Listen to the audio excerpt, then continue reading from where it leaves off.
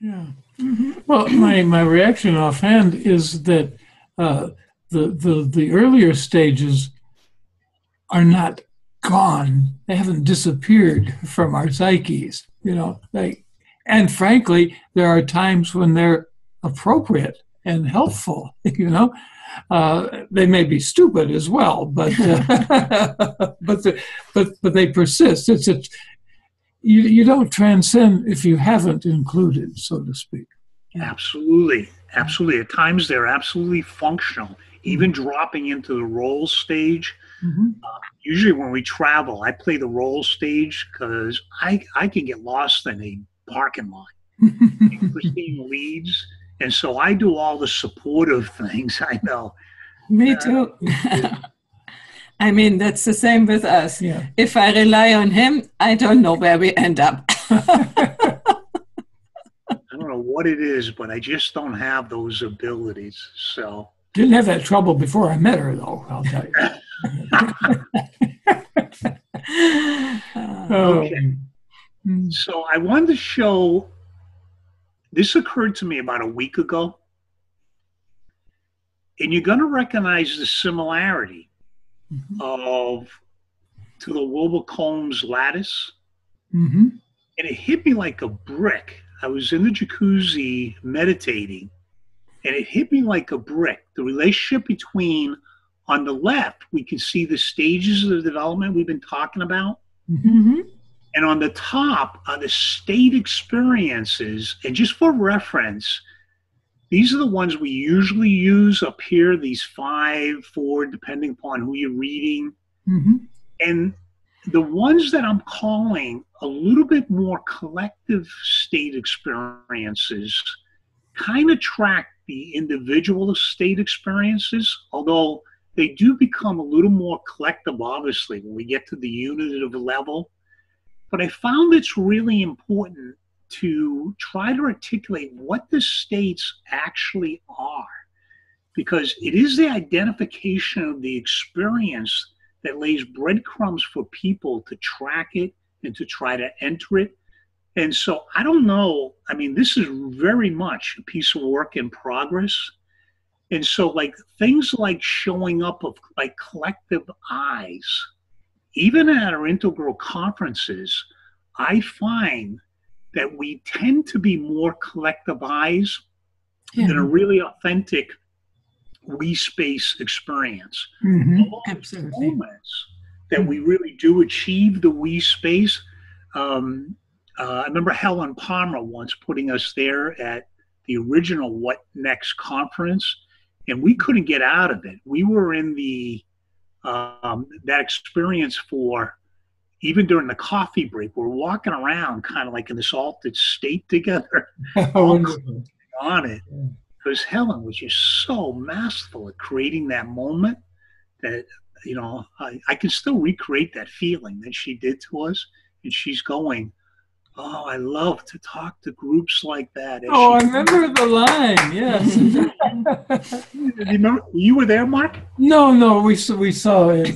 We saw the live transmission, and we woke up at 3:00 in the morning to listen to the afternoon session, and we were sort of present.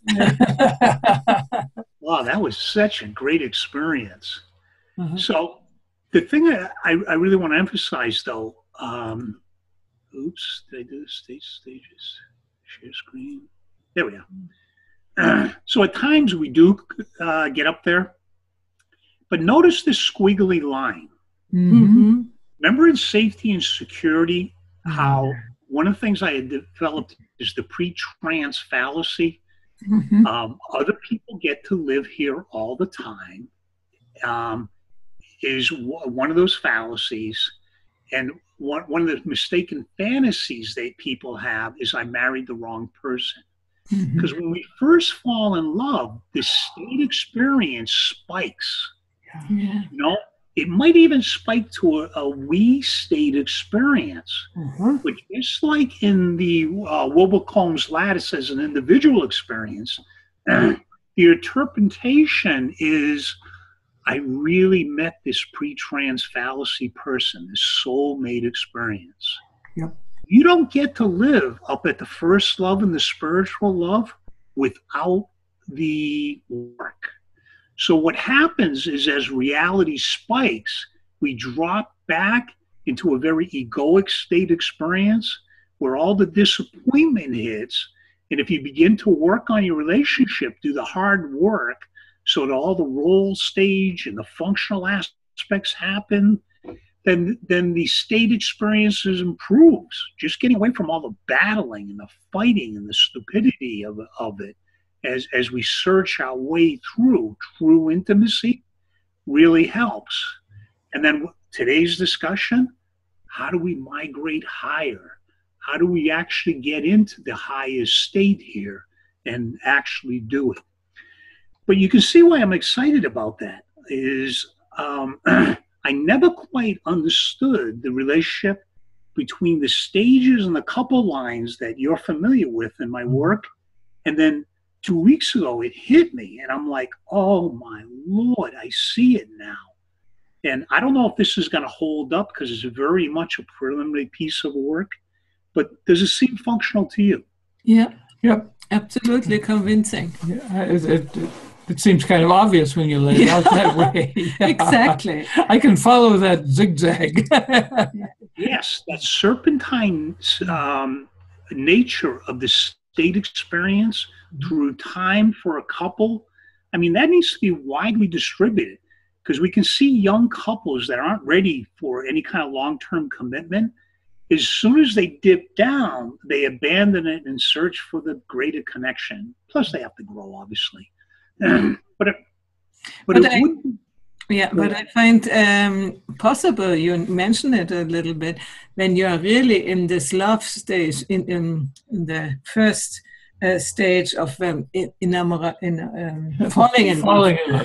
I think you might even be able sometimes to hit the we space. Yes. But it will be short term, maybe only moments or days, and then it retracts. I remember to really felt it, how these connections go back and less and less and less in myself and as the field altogether. Even with us that happened sometime, you know? So that's very clearly perceptible, at least for me, the stage in which you are, the state. Yeah, that's how I'm beginning to language this, is the serpentine nature between the stages in this state as the relationship unfolds. I'm hoping this holds up. That's almost a spiral, you know, seen from the side. Oh, that's interesting. That, right, is it would be spiral too as we drop up and down in stage location and state experience. That's very good, Mark. I think I'm going to use that. Okay, before I copyright it, just go ahead. But that's what I need is different people to think into this with me. One of my buddies in San Diego Intro, Larry Kyle, who I'd recommended for an interview. I mean, he's one of these thinkers that can really think into it with me like that. But that's how we evolve this stuff, is we think into it, and experientially and intellectually we try to meld these poles so that we can lay out a clear path for people as they go along. So, as promised, what I wanted to do, we're going to drop back, and before we agree to do this with our couple, and talk about some of the preparation for this. Because I really want to start with the directives and the experience, to really get that feeling going, how important this is for couples to do. And I'm really hoping that, it goes beyond the integral people, and that somehow it provides a beacon for people to get realistic about it. But this is what I wanted to show. So this is preparation for this exercise when you're with somebody. Number one, we don't want to polarize the couple dynamics by repeatedly telling them what they're lacking. Because That's what the unhealthy aspects of green, using this knowledge as a weapon. Mm-hmm. And I understand the frustration because you so want to get in there in the collective. And remember, it's going to be easier for people in the integral community to have a collective experience with some of our colleagues. One of my jokes I tell people that are in the integral community is when I'm at these conferences, I can be at the men's room at a urinal and I'm exploring the universe with somebody that I felt like I've known all my life. And lapse into those communications. But you can see the frustration which set up for the intimate relationship for somebody that perhaps they're with a spouse that isn't there. And, as Martin Usick likes to talk about, if the stages really get dilated, and the relationship's not going to last. But how do we get people there so that, we don't have to do damage? Yeah. So, Can I ask a question? This chart you have up now, is it for the people inside the couple, or is it for facilitators? No. This is for couples mostly. Okay. Mm-hmm. It definitely has application for facilitators. It obviously has application for anyone that does couples therapy. Mm-hmm. I'm using some of this. Wait till you see number 4. I'm using some of this, and that's what I love about my work. It's so experimental. I buy lots of malpractice, and then I try to feel into it so it doesn't explode in my face, although it does occasionally. But what are we going to do? It's not like this territory is all articulated out, but it's what I love about it, because I can stay on that creative edge, use the discipline along with that feeling in order to find the territory ahead. So, no, it's by all means for anyone to utilize. Okay. So, if I can go ahead and share 3. Yeah, we want to temper our frustration with there are very few people ready to achieve this level of connection. And, no matter what we're doing, like Ken's telling us about the backlash here, God, I wish I was in Italy, I'll tell you. The backlash here of why the rise of the red and blue in America and Britain and whatnot. And thankfully, France avoided it. I don't know what Italy's going to do. They're at the pre-stage. It's not. We still have to rise to blue. But some of it's due to the frustration of the leading edges, as what we like to say, the mean greens, and frustrating them. And, it just seems like the conservatives are just thumbing their nose at anything progressive, because we do have an obligation to bring people along. So my small way in couples, I'm trying to find ways to bring people along that maybe if they're happy at home, they won't be so angry in real life and whatnot. But it's a lesson we're going to have to do across the board. Yeah. And I just jump in to say my conviction is war in the world can only be stopped when the war in intimate relationships is stopped. Oh, I like that. Right. With more peace there, with deeper levels of love there, and the sacredness it invokes, then how can it be the other person, with no name? So I definitely like that. Yeah, because I'm convinced that when you are happy with other people, you have also learned the skills to be with other people. You have learned to negotiate conflicts. And when you can do it as a person, you can also do it as a politician and whatever, or a group leader. So as long as we don't. So, number 4, and this is the one you're going to be careful with, is let your partner see you in a communal state with another person, with a member of the opposite sex, and then it's be careful. Yeah. But can you feel the power in that moment? in terms of it, it is breadcrumbs. But again, if they don't have the basis stabilized out, and jealousy arises easily, I find couples with significant jealousy is almost a form of paranoia, and it's not easy to get rid of. If it's really strong, I find I can't do much with it. That it's like a basis of feeling secure and centered, that you either have it or you don't, and it shows up as jealousy. So obviously that technique wouldn't work with someone. How I use it in therapy, this is where I got that from, is say one member of the dyad is capable of communal experience, is I have a technique that'll enter that space with their spouse. And I think I've only done it about 7 times so far.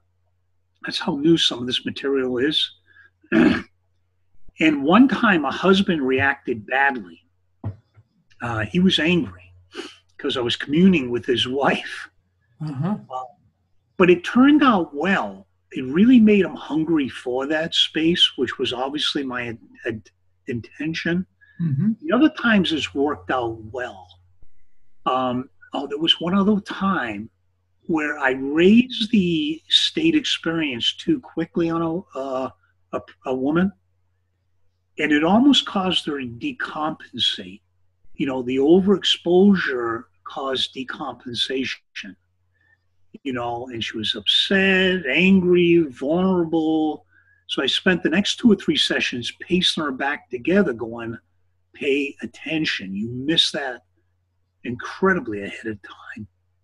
So it can't be for anyone. It's like whoever's in the room, it's important who's in the room. We try to create these deeper state experiences. It doesn't work everywhere. And as we go along, we're inventing it.